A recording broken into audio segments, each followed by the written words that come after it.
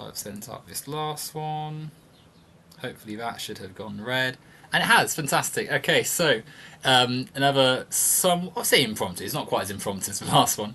I'm with Kirok for a little bit of a conversation about capitalism. Now, I spoke to Kirok last year around this sort of time. We had a bit of a chat. This is a round two of sorts, a continuation of the conversation. So, Kirok or Russell, as you listed there, how are you I'm good. How today? are you doing? Oh yeah, I'm pretty good.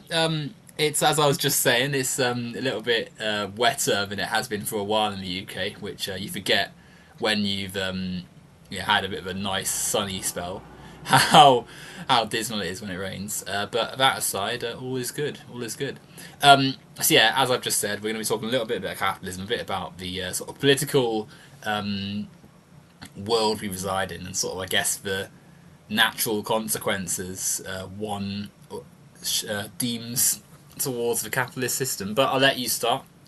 Where would you say your thoughts are as to our current political climate and the capitalist structures that are around it? Where does your heart lie? So there is. Ooh, am I getting an echo? No, I can't hear any echo. Okay. Not at the minute, anyway. Um, I'm getting an echo. Uh, anyway, so there's no perfect solution. I think there's problems in capitalism. I definitely think there's problems in. Well, this all got started because of someone I disagree with. I think there's problems in that philosophy. But I think overall, capitalism gives you the choice of buying what you want to a more or less to a certain degree, if that makes sense. Like choice, right? Like Yes. you like the idea of choice. So I am still listening. I've just left something. I need to quickly keep talking. I can still hear you. I'm just Okay. reaching for something. Um, you were saying so. Yeah, the idea there is a choice. The idea. Oh, sorry, having to readjust. I'm in a bit of an impromptu setup here. Or I think Right. communism could put you in a position where they tell you where to live. Okay. Um, So we've got the idea of choice, and we've got the idea of supposedly in another system the lack of choice. You're being told where to live. And I would say that the exact opposite is true, because whilst the happy Pride lasty in the chat there, sorry, yeah, great. Pride month has started, of course. Um, you know, we live in under capitalist markets, which present themselves as, oh yes, buy anything, sell anything. You know, you've got all this flexibility, but in the sort of practical reality of those systems, the choice is illusionary and often non-existent. I mean, the idea that I can buy anything is rather defeated when you factor in how much we're actually left with to spend once you factor in the necessities we have. So, you know, once rent comes out, once food comes out, once electricity comes out, all of a sudden you're left with much less choice because you've actually only got a range of things to buy. Said choice is also constrained by the market too, right? Because only a few parties actually have control of what's bought and sold on markets. If I disagree, for instance, with the manner in which food production takes place in developing nations, I don't have much of a choice because all the companies producing food on a global scale are involved in some way with unethical treatment of labour, unethical land usage, poor environmental practice, and I can't opt out of it if I want to continue eating food. So it's a faux choice.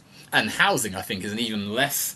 The idea that we wouldn't be able to choose where we live, I think, applies to right now, right? Because we can't choose to opt out of the extortionate prices, the cost of living. The money we're giving over to rent or mortgages or any sort of financial structure, because the means of production, the societal tools which we sort of have to engage with, they're capitalist owned, and so the idea there's a choice that's presented and that would be somehow taken away is almost the exact opposite because right now the flexibility only exists if you have tons of disposable income or if you've got the means to actually pay for rising property costs. If not, you're actually quite confined. Well, I don't know how things work in the UK, but here in the US, I mean, first off, how would you implement that communist idea? So we have co-ops here in the city I live in. There's a place, Open Harvest, it's called, and it's everything that Geek has described. I mean, people are getting paid a percentage of the wages, but this is on a volunteer basis. The people that own this decide to share this, and there's nothing wrong with that. But how do you force that on a or on a country scale, for example? How do you force Okay. other people to give up their own assets and their own acquisitions? Does that make sense? Yeah, I see where you're coming from. So firstly, for context, the geek that Russell just referred to there is some random geek who's a friend of the channel, brilliant person. Also, someone who was on the last conversation involving the two of us on here. So just for anyone who might be out of the loop there. But to come to what you said, the idea that you would be forcing people to give up stuff, I think, is another a bit of subterfuge, right? Because the force is the capitalist market right now. We're forced to engage with capitalist mode of production because if we don't, how are we going to live in shelter? How are we going to have food and drink and such? All these things are privately controlled and operated for a profit, where said capitalist or corporation is advantaging themselves through the operation of a human necessity. If you take away, this is sort of what is being focused on. This is the thing that is the majority of left wing alternatives to capitalism that is focusing on, right? Like the idea that you'd be personally made to give up your own acquisitions, I think, falls apart because the acquisitions that are being criticised are, say, Amazon buying 20% of all grocery producing businesses in the US. Rainforests being turned into mining operations against the will of people living there, or the wider planetary health. Like we're looking at capitalists, we're looking at the actual global structures, and that doesn't really come into the same level of play as ourselves. Like me buying this pen one day is not the sort of thing that is having global ramifications, whereas Walmart owning billions across the globe is, because one is an expression of power over other people that has a negative effect on their lives, and the other is like my personal stuff. Like no one is going to be at a loss for me owning this pen, but the company that owns Bic owning all these pens and being able to sell every single one for their own for their own corporate profit is. So I think that is firstly the distinguishing the clear difference. Like if you own enough to be some massive corporation, then yes, it's not you exert force onto others, and therefore correcting that is just a case of addressing a problem in society, not an impediment on someone else's freedom. I would argue it's an infringement on their freedom. I mean, I'm not pleased about no rich billionaire. I mean, I do think that's unfair that people live lower class, or middle class, or poverty level, and you got the 1% of the world that are billionaires. Okay, the fact remains, you can't justify just coming in and taking their assets, taking the businesses that they operate and control and own, and just hand it over to other people. It doesn't work that way. But that's what they did to get their power. Like it might be abstracted through the market, and in many cases, it's actually quite directly a show of force to take it over from the masses and such. Maybe But initially 100 years exactly. So ago, but we're talking in today's economy. We're talking with today's people, most of which got their inherent or got their place through inheritance.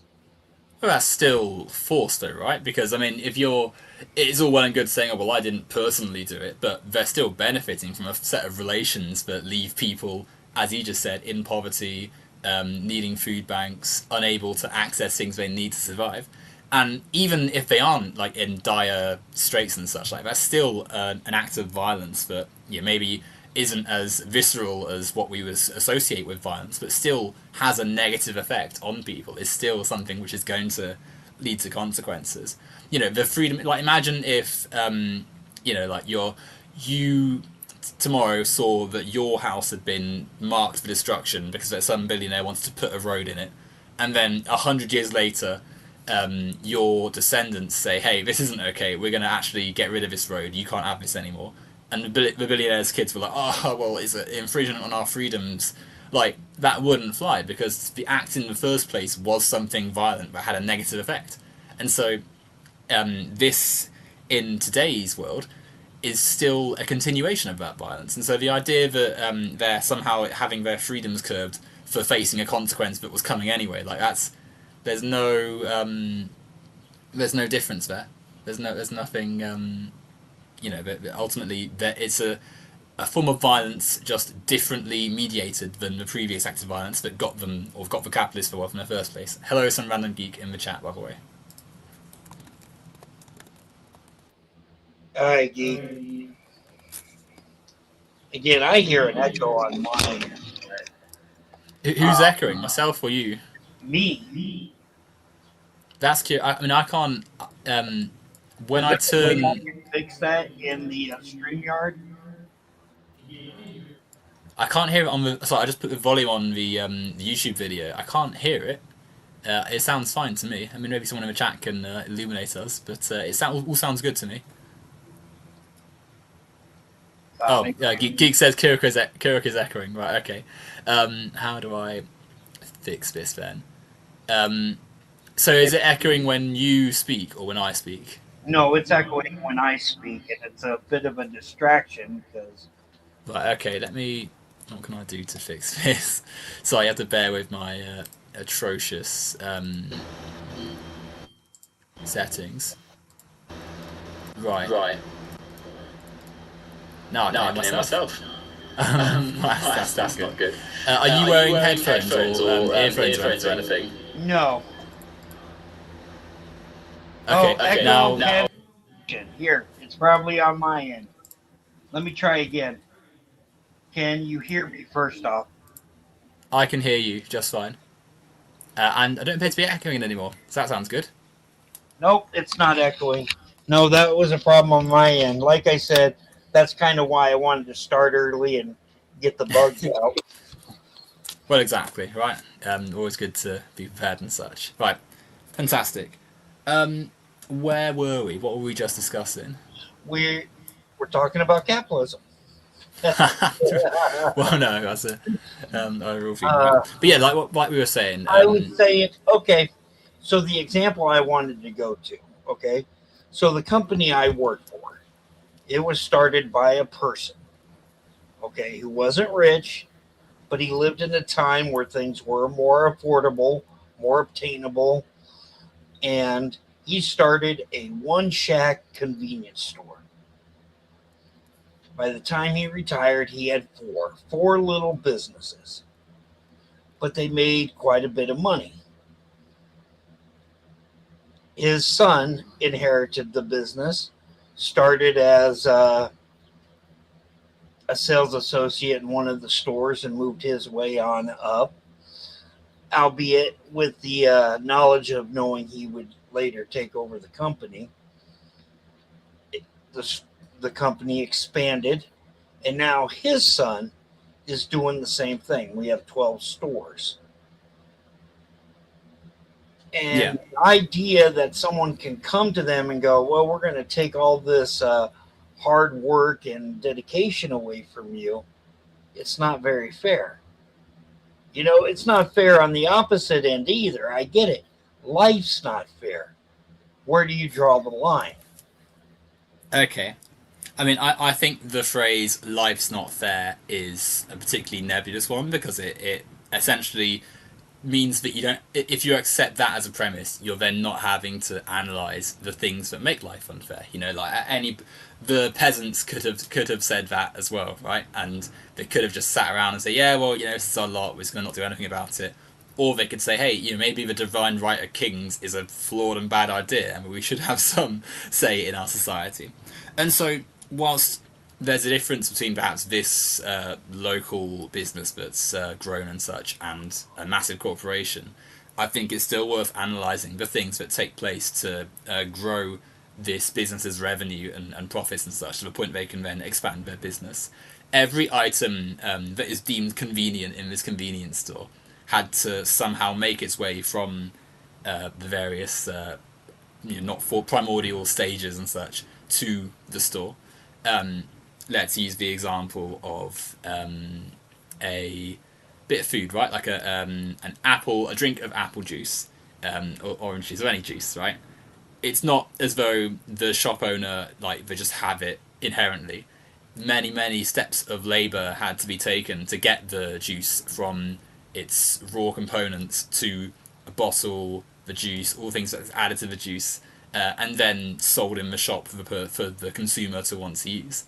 However, none of that is reflected in the distribution of wealth in that scenario. You know, the workers that were actually involved in turning the parts into what we'd recognise as apple juice don't get the same amount whatsoever or anywhere close to the same reflection in the transactions as the shop owner who is able to then profit off all the labour that comes before them. And the consequence of that is that whilst one person in that situation has enough capital to then leave to their son, you know, the son can inherit 4 different shops that then become 12 different shops. The people actually doing the labour needed to make all that happen don't get that. You know, they are still in the field and their children are still in the field and will still be in a different spatiality of labour. You know, they're not able to have that fairly reflected. And so that is something unfair, which is targeted and criticised by left-wing people criticising it, because ultimately, if this labour doesn't exist, nothing, you know, there's no apple juice, there's no anything, yet only the person in the capitalist position is able to actually see their material conditions could change. And in terms of taking it off them, like, it's not the case that someone's saying, oh, well, you can't do anything now, you're just going to have to sit around and do nothing. Like, absolutely, if they feel they want to, you know, manage resources and trade and stuff, then that's fine. But that can't come at the expense of other workers, because, you know, why should they continue to own 12 stores when the people that actually make that possible are not going anything close to that? You know, ultimately, none of these things are inherently his, but for the capitalist structures. And so we're looking at a reimagining. And it's not as though this person is going to be forced into destitution. Like, you know, but ultimately all that's being said is the economic conditions that allow some people to be right at the top and others to have to scramble around trying to make ends meet, that is unfair and that should change. It's all that's being said, basically. I just, I don't know. And I'm trying Geek not says in the to. Oh, what's that? I was going to say, Geek says in the chat, like Martin Luther King Jr. said, once you have breakfast, you've interacted with half the world. Good words. Wise guy. Oh. Um, I'm trying not to use names, but the original owner invested everything. He took an opportunity. This could have easily backfired. Why do I stand up for his position? Maybe one day I could be in a position that can start off small. You know, that's the benefits and perks of capitalism. It also incentives other people to work, because without work, the world doesn't work. Does that make sense? That does make sense, but that's another false attribution. People wanting to work, and people having incentives are different to to innovate and stuff, are very different from the capitalist mode of production, which could like someone thinking of an idea doesn't have to take place through the economic exploitation and commodification of labor. Like these are two different things, right? Because and it's also not quite true either, right? Because there are plenty of people that have brilliant ideas but have to keep on working underpaid jobs and such, because if they don't, their immediate physical needs are not going to be met. For as much as you've just said there, maybe I could be a big business owner one day. What if you hurt yourself in some way and you get your next medical bill, and instead of putting that money towards future capital enterprise or whatever, instead it has to go on some healthcare need? Like what if you have immediate family that have pressing needs right now, and you can't take your eye off it because they need it right now, and if they don't, there's going to be a dire consequence. Like the idea that you can just one day, if once I've got X amount of money, innovate and such in markets which, by the way, inflate and change all the time. What? Sorry. I'm sorry, I didn't mean to talk over you. I may never That's get okay. to that point. So, do you think that suggests there's not a the idea if you like you're But quite if right. There's a you are good in chance a that we wouldn't. position where you work most of your life and save up, and you could start off small, you're taking all the risks. You're investing all, well, not all, but you're investing what you can into a business that may flop. But that's a But you tautology, should isn't be it? damned Because if it's a successful one, because other people may have to work under you. Well, they don't have to work for you. They can choose what kind of jobs they want to do. that's a I don't have to tautology, work for the Kirok. company I work for now. I could go work for a factory. I could go do other things. But they're false choices, aren't they? Because they all still the premises you accept if you take any of those contracts is your boss can take your labor and profit from it as much as they want.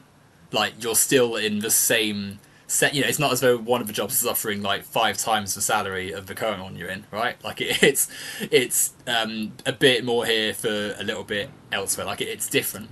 And crucially, it's a tautology. Like the idea that someone takes all the risk is, firstly, there's one definition of risk, but secondly, like of course they were, because they are the capitalist that is able to control the means and have the tools to be in that position. It's like if I said, oh well, you know, F1 drivers have all the risk because they drive the cars. Like, well, of course, because they're the ones in the car. Like, it's not something that means they need to have economic dominance over other people. It's just that would be silly. And if anything, it's not as though it's impossible. Like, oh, you need one person to take the risk. Like, if you had a democratic workspace and democratic control of resources, said risks would be less, be shared out. It would be easier to organise and less hinged on one person's ability to be lucky in an economic situation. Like the when someone says, "Oh well, this person's taking all the risk," that is an argument against the system, against the capitalist structure, because you're saying there everything depends on the rational judgments and ability to predict the future, essentially, of one or two people. Like that isn't a good. That's not a compelling case for capitalism, right? What I'm saying is, if said business is successful and it manages to grow within your life, your child's lifetime, your grandchild's lifetime, and etc., you're going to be in a position where they're making quite a bit of money. Correct? Correct me if I'm wrong. Well, more than you started. If you've grown a business and it's profitable and such, and yeah, of course. But I started a the business like the owner did with $50,000, $60,000 today. It's worth about $20 million. potentially, I mean, it's not a guarantee, right? It's not Um, a guarantee, but the company I work for is worth that plus some, right? And where do you yeah, cap it off? And who are, and I don't mean you as in Mr. Owen, I'm saying you as society, who are we to come in and go, well, that's not fair. Let's give you guys a comfortable life, but let's take your business, your property, and give it back to the workers who done nothing more than did their job, a job they agreed to do. But that's They not. applied for the company. So that's not. Firstly, as with anything, you would have like an audit, right? You'd say, how did you produce this 20 million? And they'd say, oh well, I own 12 shops or whatever. And then you'd say, okay, what happened at those 12 shops that made you get this revenue, this figure? And you zoom in, and you, again, as we just said a minute ago, right?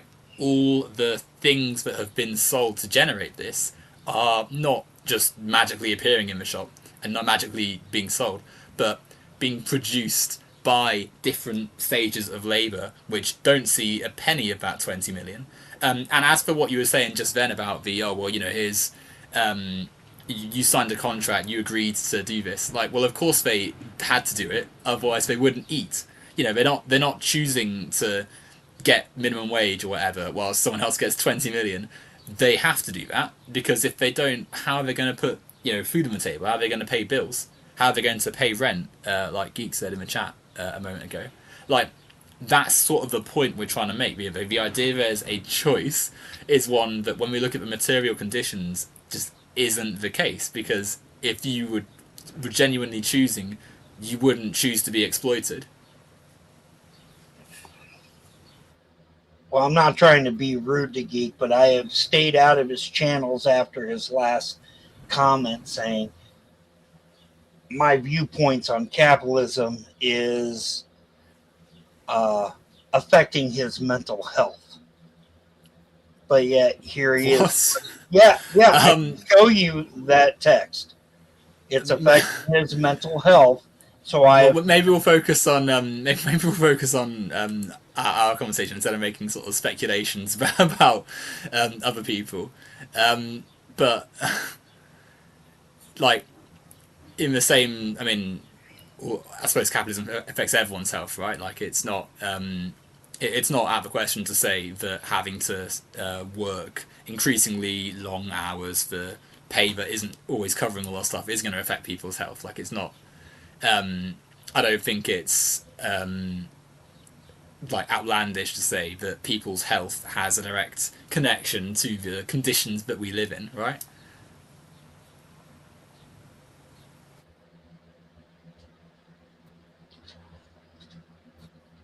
All I can say is look at Geek's last comment in the open chat. But anyway, you're right. I digress.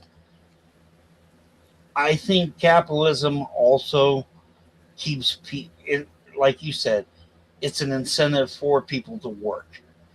And without an incentive, a lot of people would choose not to work. And then where would the labor come from? That's another essentialism, right?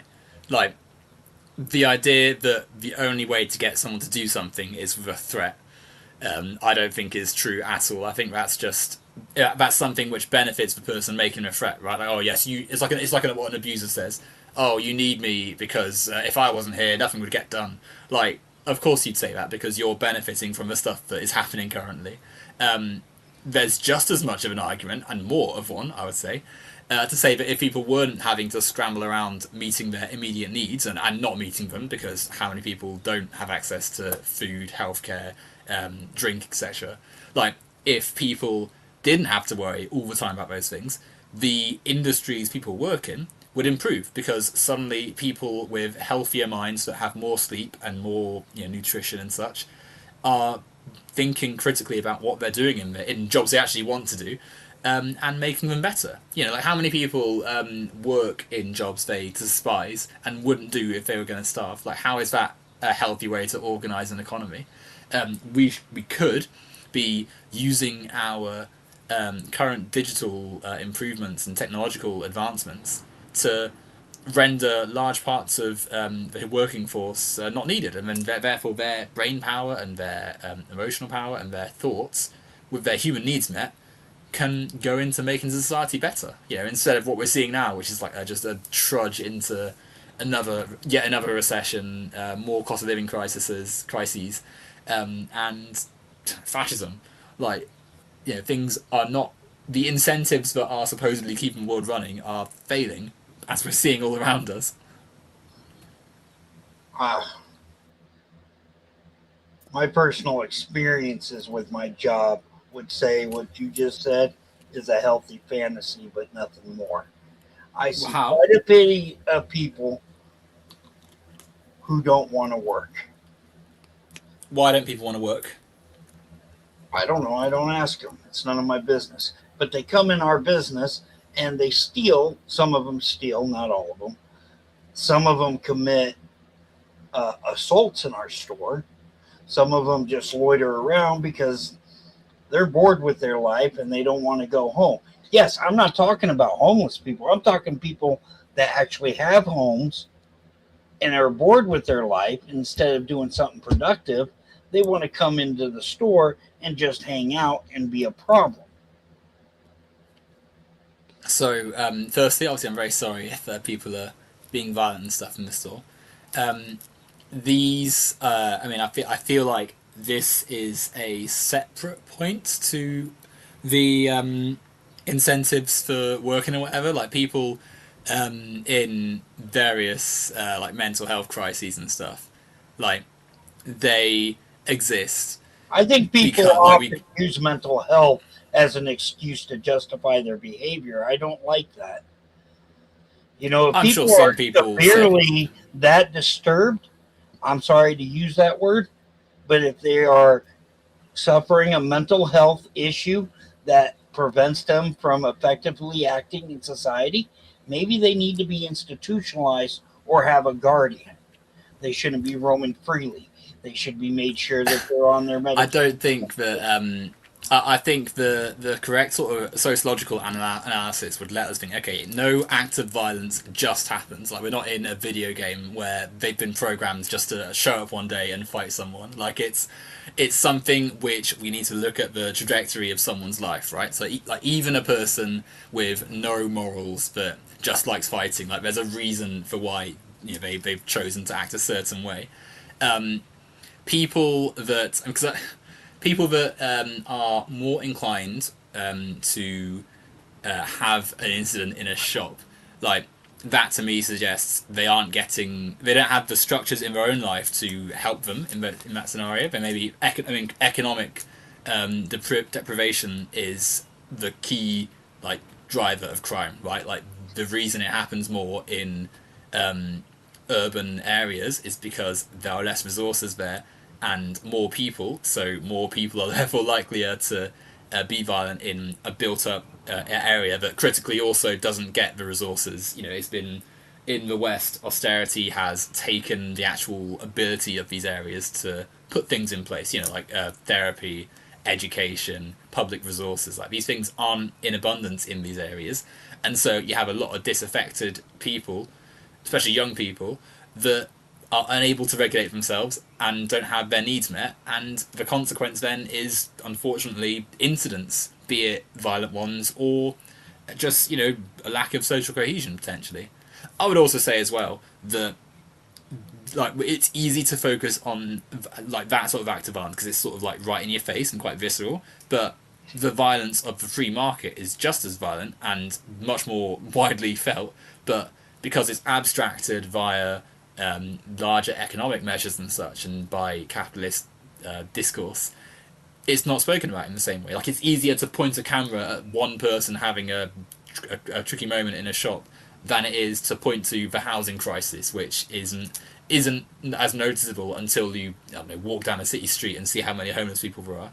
Like it's a tricky thing to do, but one which I think illustrates a much broader understanding of violence in our political system.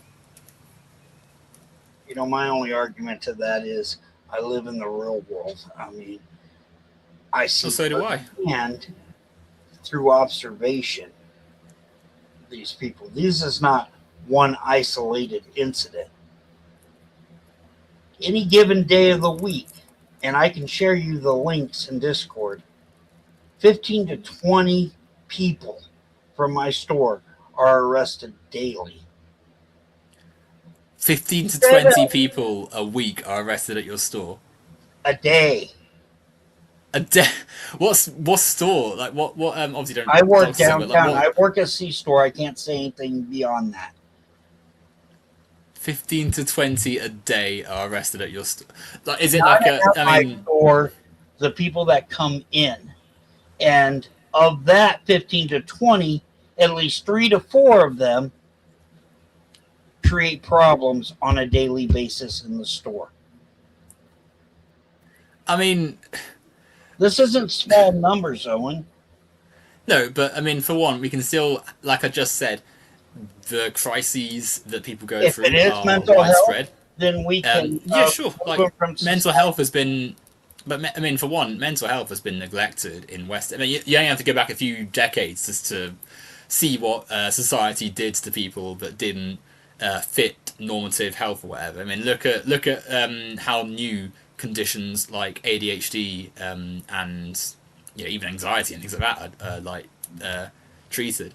You have to go far back to see them just like tying up autistic kids to radiators and putting a dunce cap on someone. Like it's so I think that we're still quite a long way behind what we could consider like a non-ableist society, especially in countries that pour billions into like a police force and put nothing into ensuring people can access healthcare. Right? Like it's not as though like these people are get a fair chance at being able to help themselves and recover and stuff. Like they get nothing.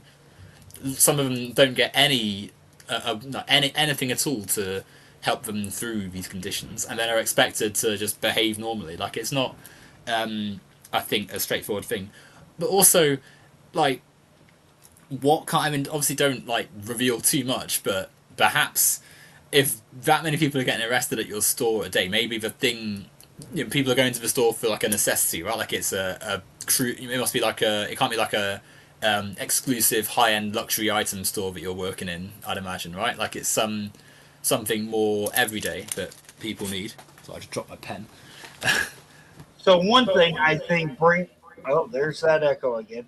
One thing I think that brings a lot of these people into my store is we have these skill games. They were originally called Bank Shot. Now I don't know what they're called. Like skill games.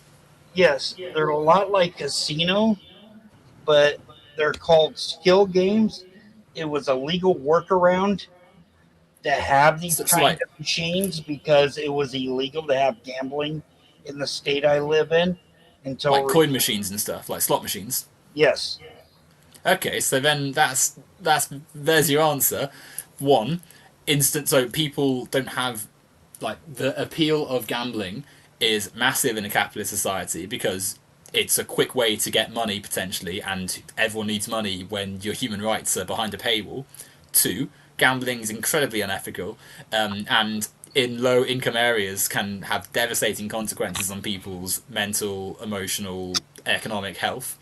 Three, people get angry when they lose at games, especially when their own money's tied into it, which then leads to people having those crises in a society that doesn't respect mental health.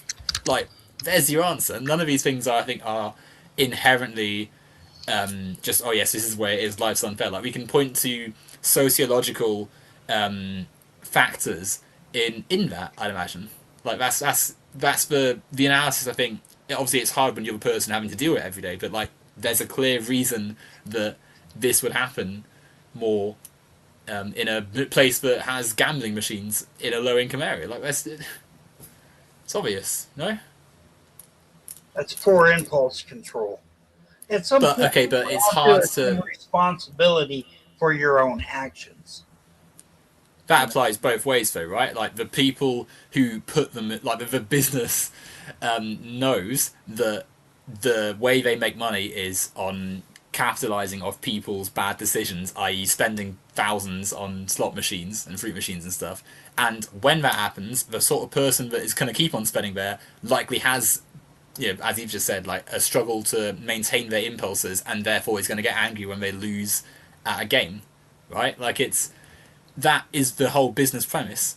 So, like, to blame people whose emotional state is being taken advantage of in the first place, I think is the wrong way of looking at it.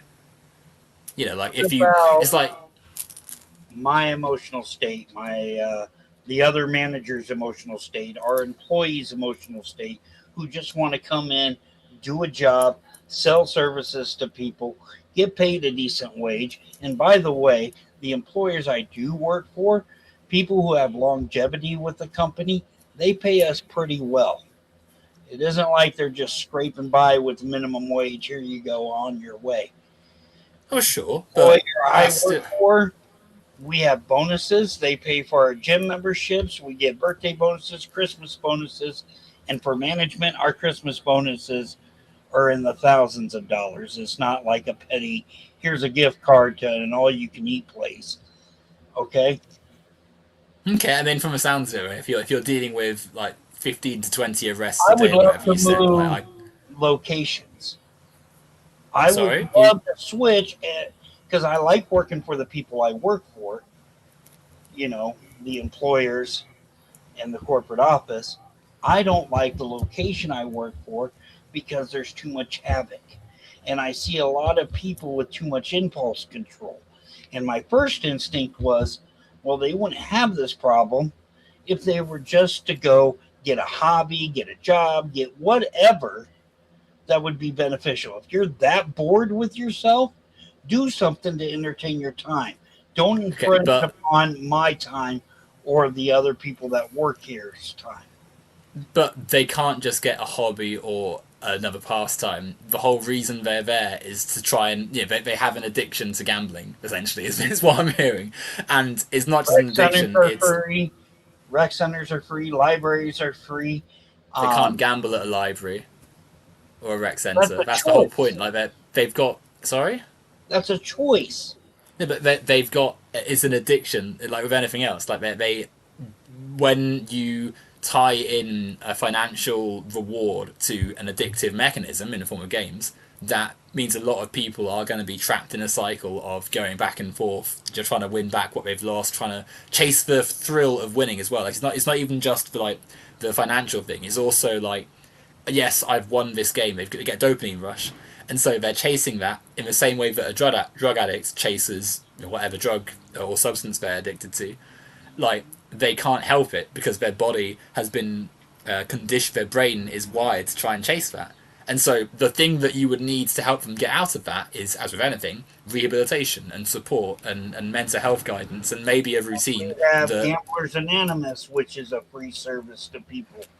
We No, do but have it's one thing just to say like it's not you can't just say oh yes go to this meeting like it has to be something that's structured into their life like you can't as any as with any addiction like you so can't you just don't say to take the someone yes starting just stop. point to recovery on anything. But there's no starting point for people like you can't there's no the tools that you would need to actually help someone are locked behind price walls or don't exist.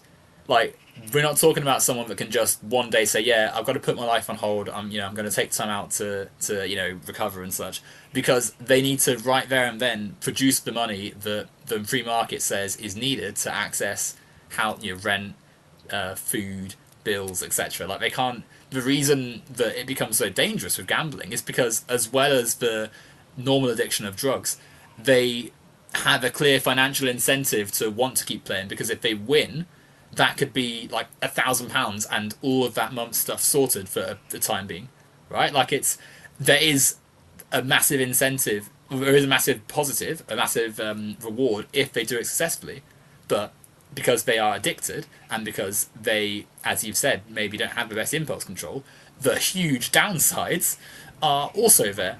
And when you mix them together, that can lead to a lot of people getting very upset, as you've described with the arrests and violence and stuff.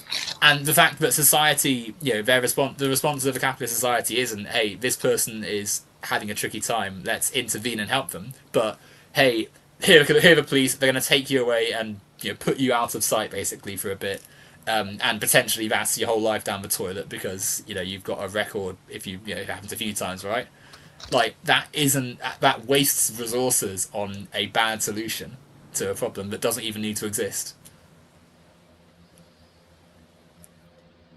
Doesn't need to exist. Yeah, I like what? Like the business that it sounds like slot We get machine profiting. Like confrontational with these people. they get very aggressive. I didn't come work any job to have someone get aggressive with me, and neither did the staff that works with me. Of course, and I'm sorry that that happens, but can And you see why? we're not wasting the police. It's the only resource we can use that can force the issue away from us. But that's the point I'm making, Russell. Like that, the idea that the only solution is to call people who aren't even trained, maybe, to deal with a mental health crisis or know what gambling addiction even is, like they aren't something that's going to actually solve the problem. All that does is move a distressed and angry person from one place to another, and then just release them back out again after enough time's passed, leading to the same thing happening. Like you've described frustration at the constant confrontation and the fact that there's always people that just get into trouble at this place you're working at. But that should then say, okay, society isn't doing what is needed to remedy it. Like with any problem in society, like here's a problem, let's analyze it. Let's think, okay, what can we do to stop this from happening? Like if like if you had a pen. If my pen refused to produce ink, I would think, okay, what is going on inside the pen? And I would have a look at it and unscrew it, and maybe I'd say, okay, actually the reason is one of the cartridges has run out of ink, or maybe it's jammed, or something. But I would analyse it and think, okay, here's the steps I can take to try and fix it. Not just do the same thing over and over and over again, and then wonder why people are, wonder why we've got this problem in the first place. Like sorry, I was reading a comment in chat, but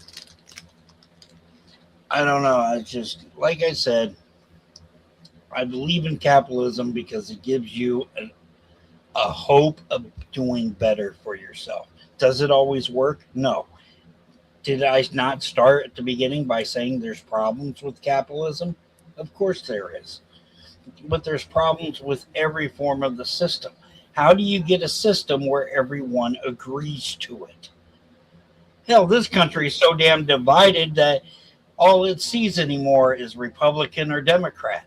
They don't even look at the issues at hand in politics anymore, which is why I sent you that little George Carlin clip, because I think it very much applies. But I mean, firstly, like you're describing a capitalist country, right? Like you're saying, oh, capitalism gives you hope and stuff, and then listed like a load of reasons as to why the capitalist system's not doing it right now. It's I think necessary to think, okay, it's sure, hope, sure, work hard, sure, but you still need to identify like the fundamental. Yeah, I can hope that my car is going to drive really fast, but if it has a broken critical failure within its engine, like it's not going anywhere, and I have to at some point get out and look at the engine and think, okay, something is wrong here. You're talking about America and such. There's something I think really quite damning about a system which, as you've just illustrated a second ago, has these fundamental flaws. These cyclical inability to help tons of people in society. And just does nothing and just says, well, keep on going a bit. And it's not even as though people can't identify the issue. It's that the people who benefit from this relation, this set of conditions, have no interest in changing it. Because why would they? If you're making millions or billions even in some people's cases, what incentive would you have to do anything differently? Geek says that hope is the carrot on the stick to keep you working for your bosses and the capitalists. But exactly, right? Like it's all well and good. I mean, it's arguably not even hope, right? Because if you stop working, then good luck trying to afford your way through life, right? But the American dream, the idea that anyone can be the next big anyone can be Rockefeller or Ford or any of these tycoons, just is nonsense, because if everyone was, then they would lose their power. Like the allure of having so much power over others has to be exclusive and has to be for the elite set of people. So no, it's a fundamentally flawed um, set of things. But Russell, I can hear you back now. Like I think that we've um, you touch on just then the idea that people are Republicans or Democrats, which I've always sort of thought like that. The fact that politics in a capitalist system gravitates around um, two political parties which are both right wing. One obviously is fascist, the other is right. Like it's a broad house, but ultimately its main politics are still neoliberal, right wing, still capitalist. They're both still right wing. Like that is another problem with the capitalist system. We you need to be a political party. You need to have the capital to actually function, and if you have lots of capital, you're probably getting that from people that ensure you still maintain a right wing vision for the country, and even especially in America, but also in Europe and such. Even like steps to the left, which are still within the system, like are really opposed by people whose incentive is just making as much money as possible. Um, and as a consequence, people's actual wishes for living in a better world are ignored. No?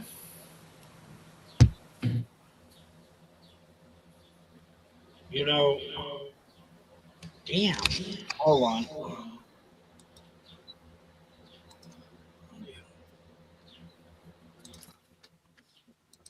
All right. Can you hear me now? Yeah, I can hear. Oh, I could hear you before. To be much fair, worse. what's wrong?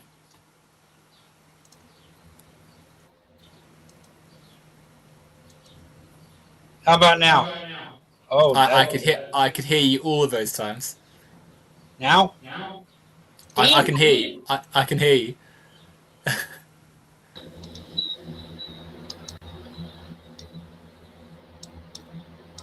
Not quite sure what the problem is, Russell. Is it? It's that echo. Oh no, Russell's having an echo again. Uh, Let me try and hear what it sounds like on there. Um, Let me hear. Is it your own speaker, Kirok? Because I've not changed anything about my settings. Hmm. Give me a second. Yeah. Right. Well, whilst that is sorting out, we'll have a quick flick through the chat. Geek says the reason it's the American dream is because it only exists and it's possible when we are sleeping. Well, exactly right. Um, it's definitely one that isn't of any substance. When we actually think about the day-to-day lives of people. And to be fair, it's not just the US. UK's just as nonsensical for things like that. Um, and plenty of other countries experience their own versions of the same nonsense capitalist stuff. Um, I think America get it so badly because their country is so much more right wing, but also you've got that other sort of the infusion of the puritanical Protestant right wing religious stuff. I think makes it harder for them to break away from it to a degree because they don't, you know, the faith um, keeps them going towards it, and or keeps a lot of right ones going towards it, which I think means that a lot of them it's quite personal. It's not just and then you added nationalism too, right? Like that, yeah, we're Americans. We've got to keep going for this. We can't be like the other nations. We're Americans, which then obviously benefits them further. Russell appears to be back. Hello. How about now? You Nope. sound just fine. Oh, you're saying it to yourself. Okay. um, I can't hear any echo on my end. Presumably that means that your speaker settings are maybe too loud or too much of a thing. It sounded okay on the YouTube video though, so I don't quite get what the problem is. Um, Kirok is saying in any audio. Now? That's, yes, I can hear you. Oh, well. Hello. Hello?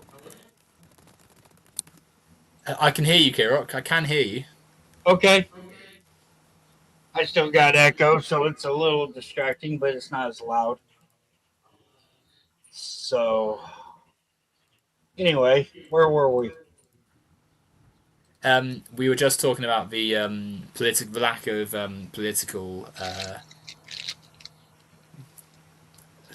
like the Democrats and Republicans, both two right wing parties, one much more right than the other, obviously, but that said lack of choice and lack of connection to the average working life is another product of capitalist discourse.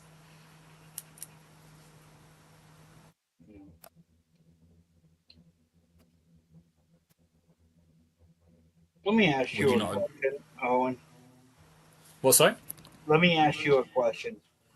go for it. Do you see capitalism disappearing anytime soon?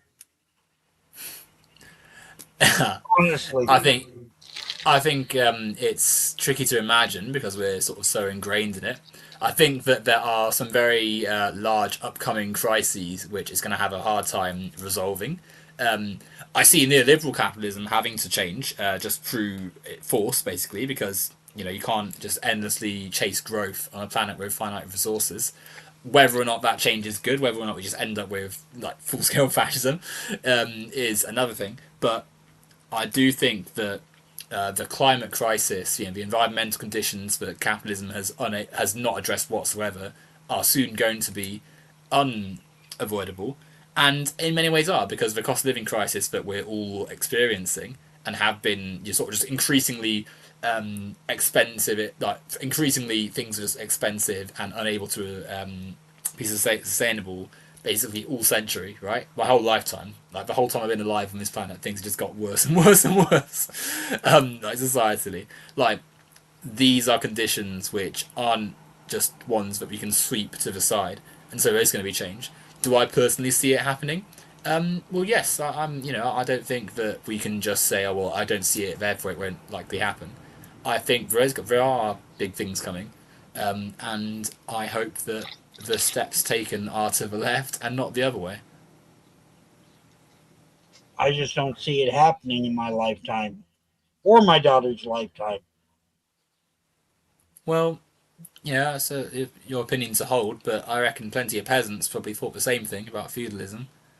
I reckon plenty of you have to go back that far to find some pretty stark differences, right? Like someone living in the Jim Crow South, for instance, might have been very surprised to see within a decade or so vast amounts of progress on civil rights and vast amounts of deconstruction of the Jim Crow South. Even Um, back then, you had a hierarchy of people. You had people of power, wealth, and I you had agree. people. Capitalism was. I agree, Kirok. Capitalism was absolutely responsible for the racism of the US and across the globe. Right, Britain's not exempt from it either. Um, and many of the people involved in the civil rights movement, Martin Luther King prominently, but many others, were socialists who believed that racial justice was intertwined with working class solidarity and anti-capitalism. Like, there's a reason that these social justice causes are all linked and all ultimately point towards the rejection of capitalism, which is also why, by the way, they put so much effort into opposing any talk of equality and justice. It's not a coincidence that someone like Elon Musk is so radicalized against anything remotely progressive, because when you start thinking about trying to make the world a better place, that inevitably points to our economic system, which is capitalist and not working. Well, I'm not a fan of Elon Musk, but whatever. Um,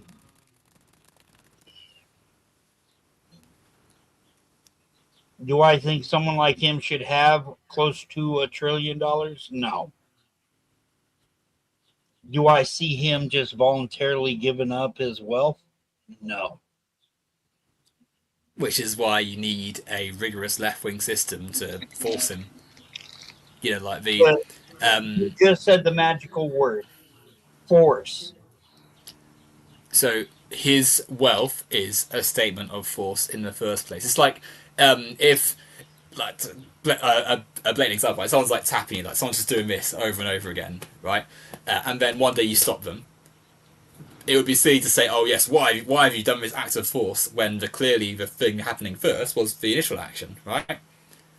Can you see the the similarity? Yeah, I see the similarity. Yeah. So then to say, "Oh, it's an act of force," like the force, the violence was what came before it. The force of the left is anti-violence. It's an opposing action that requires force to stop the act of force being done upon them, us even. So it makes it rather asinine to sort of say, "Well, whoa, you've just done something violent." Like, well, it's it's in reaction to the systemic and global violence of the systems before it. So we can agree that force sometimes is a positive thing, right? I don't think anyone would ever disagree with that. Like, I don't think anyone sort of expects the world to be like just everyone sitting around like making daisy chains and stuff. Clearly, though, we can identify the differences between like we should be interrogating every action critically and thinking, okay, here's examples of where it's good. Here's examples of where it's not good. No, we're not in a petri dish. There's clearly like different values to things. But things are simple. There's a right answer and there's a wrong answer. There's none of this mixed area space. And In I what sense? so if force is good to get rid of people like Elon Musk, I could make the same argument that force is good for local law enforcement to get rid of people like I have to deal with at my job. Same thing. They're different, but they're not the same. One put like in a just society, um, In a you just wouldn't society, have they a. wouldn't be harassing me or Okay, so that's what we're saying. Like in a just society, would you have a business set up to profit from someone's gambling addiction? Like, the answer is no, because the only reason that exists is because in a capitalist society, there's no, yeah, as it literally says, like the free market, you've got the freedom to pursue capital and accumulate wealth in any mean you see fit, within obviously some parameters. Clearly, the parameters aren't that heavy because the medical condition some people fall into is being used as a profitable business tool. Like, it's people who have an addiction getting angry at something they can't control and then getting thrown in prison for it. Like, that's not healthy. And so there's a clear difference between that and a person that chooses to be a near trillionaire who owns who got his money from a apartheid diamond mine in South Africa. So really ethical guy. Using their billions to leverage government and be just this all-powerful figure, basically, intertwined in many, many facets of global economy and conduct and such, that essentially is now so powerful that there's no means within the system to actually depowering him. Like the person's too wealthy to control, richer than many states like, as a whole. So there needs to be a recognition of the fact that this is an act of force upon all of us, and therefore, unless I mean, even just within society, right? Like, there's not a willingness to tackle the clear power billionaires now have, but the force needs to be opposed, and that opposition inevitably is going to require. So it's like basic physics, right? If there's a car hurtling towards you at a certain speed, yes, you'll need some force to equal that to then stop it, right? Like, you can't just stand there and let it plow into you,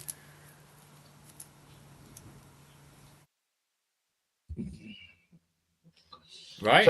I was looking at the last statement. Well, not the last one now. The one before the Um, last statement from this some one, Greek. The left wants to disturb the wealth. I think distribute. That's meant to say. Oh, okay. Wealth has already been redistributed. It was distributed from the workers to the capitalism. Well, I would argue that the capitalisms that own that business were the ones that financed the business, who are the one who bought whatever product was needed for that business. Then they moved on to But the next step, which was hiring people. who took no risk other than Yes, they did. Like, if they don't take the job, they can't eat. Like, how is that? That uh, isn't a if they fair don't take that negotiation. job, if they don't take that job, they can still Any eat. job. They It's a false okay. Now choice. you're arguing that they shouldn't have to work any job, and you're forgetting the basic I human didn't say principle that, actually. What's the basic human principle? that if I don't want to work any job, I can just do whatever and just have all my uh, needs provided for me: rent, Medicaid, or medical, housing, food, water. I Is have. that a basic human principle? That doesn't sound like anything anyone says, to be honest.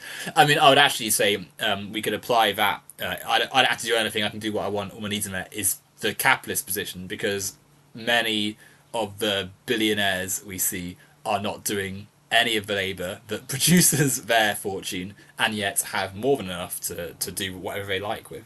But it's irrelevant anyway, because it's tautological. It's something which is inherent. Like, the as we said earlier, if you own everything, of course you're the only person that is going to have the risk attached risk.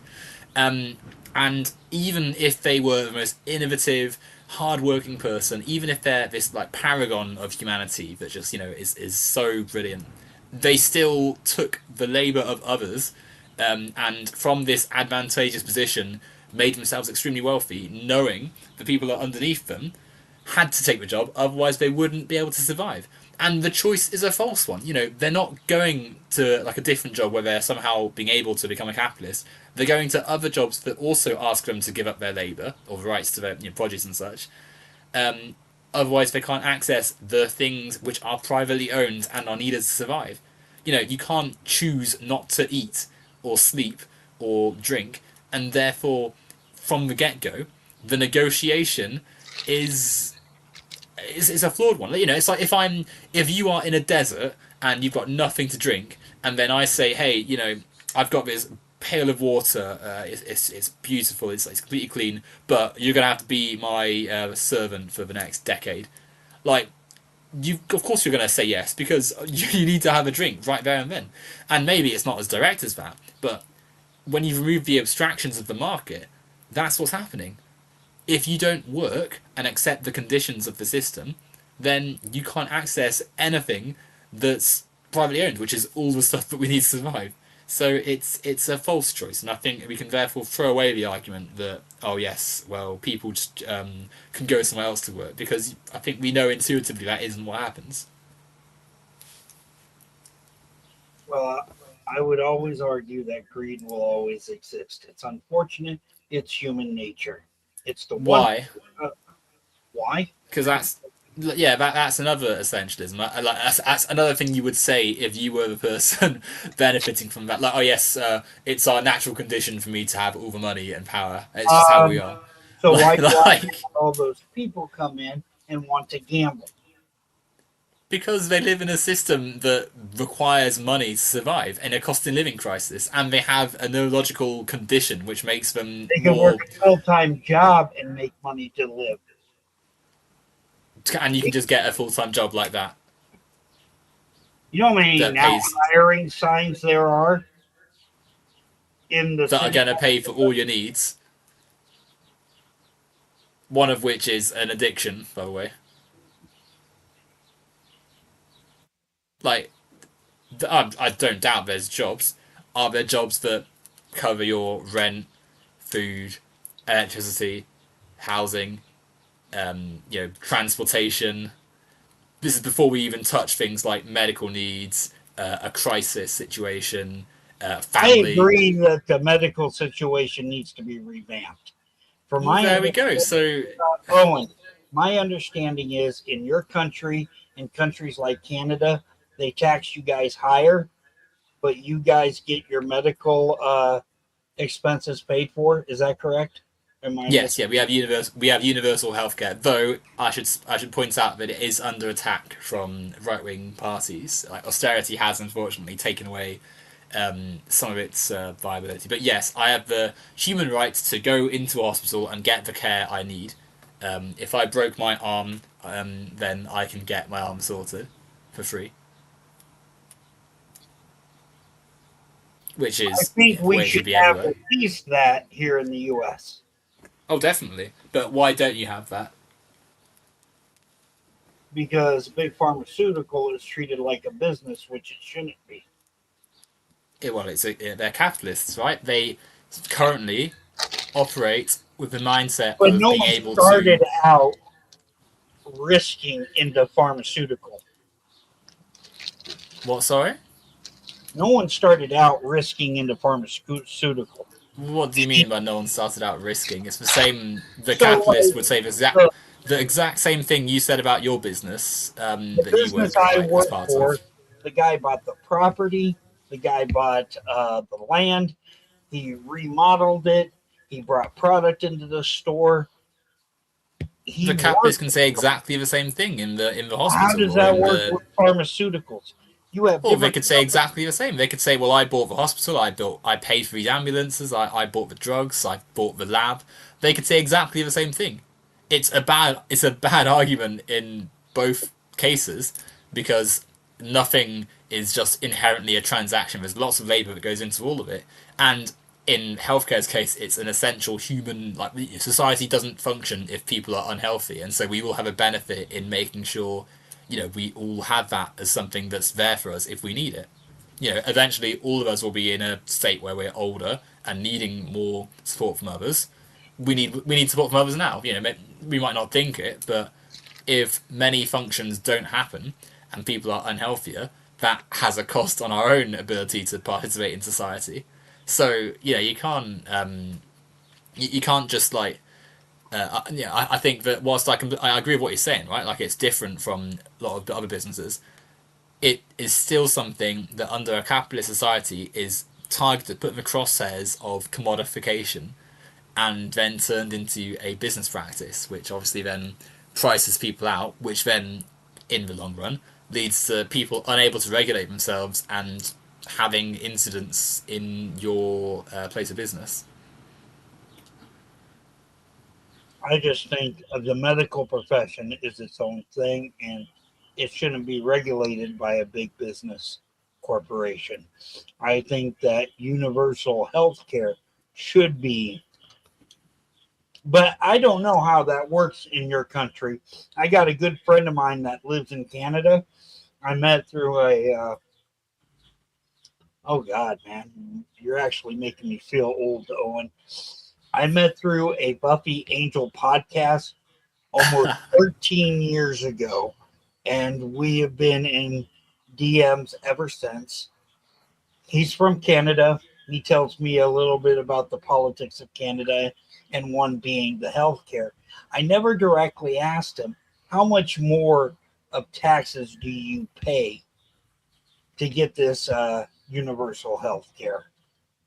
I should ask him that today. I will see him because we have a podcast tonight at 8 p.m. my time. But for your Right. guys' country in the UK, how much more in taxes do you guys have to pay? More than most Americans, but it's not. Yeah, the benefit of that is we also get much better, workers' rights, access, to public transport and stuff. Like we've got a better social security network and social program and such. And critically, we don't have the vast wealth. Our wealth inequality is bad, but it's not quite as atrocious as America. We've got a healthier population than the US because we're not as right wing.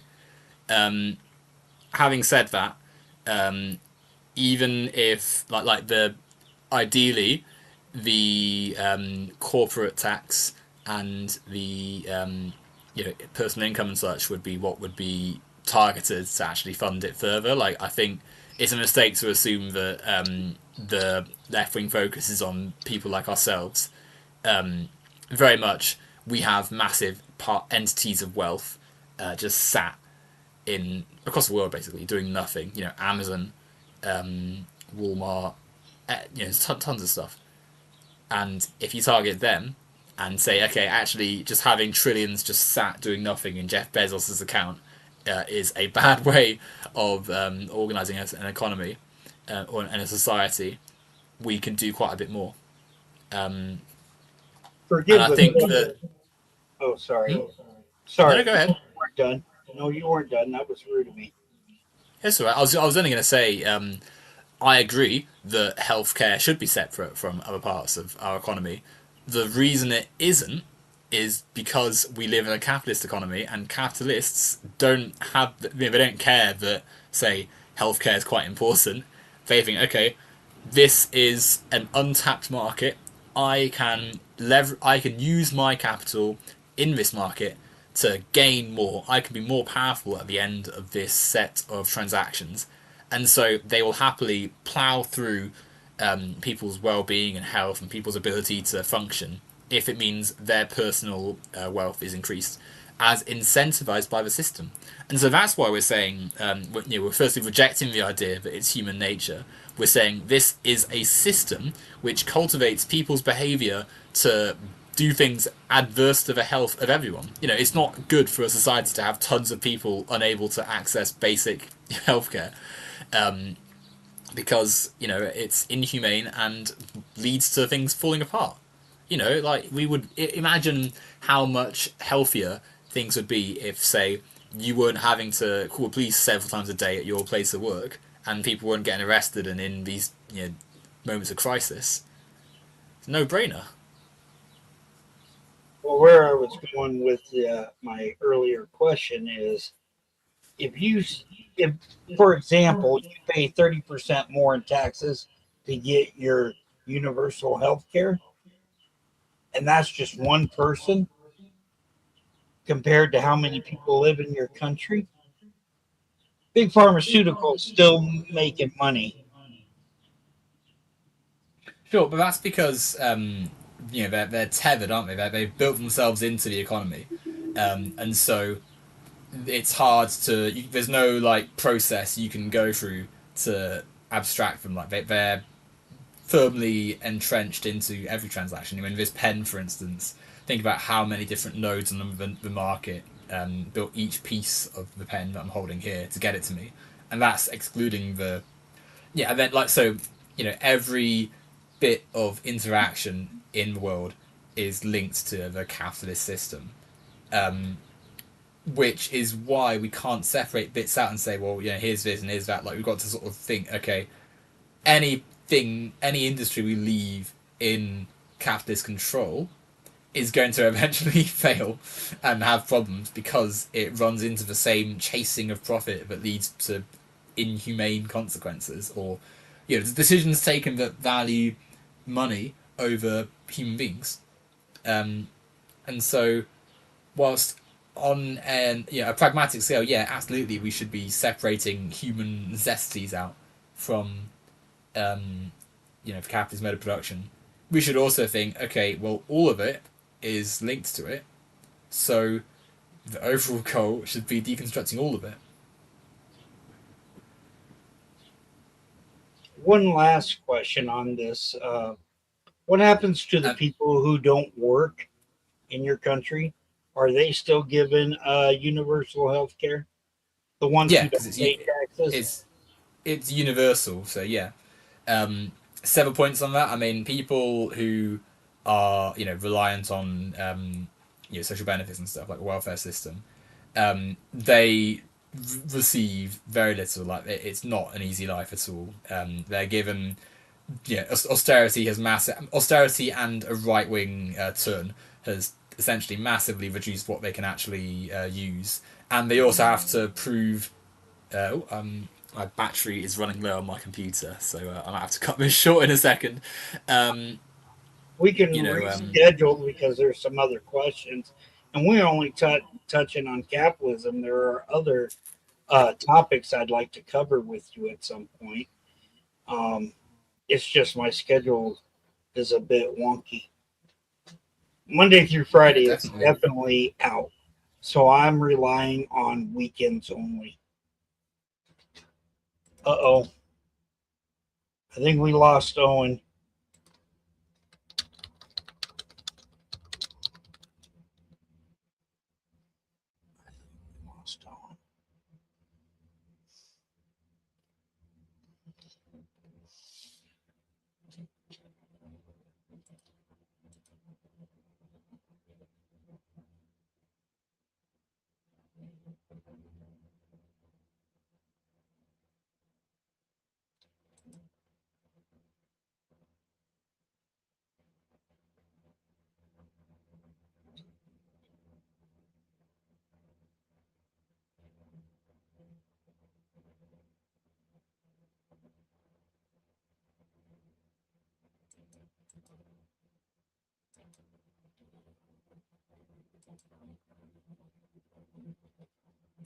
Ugh.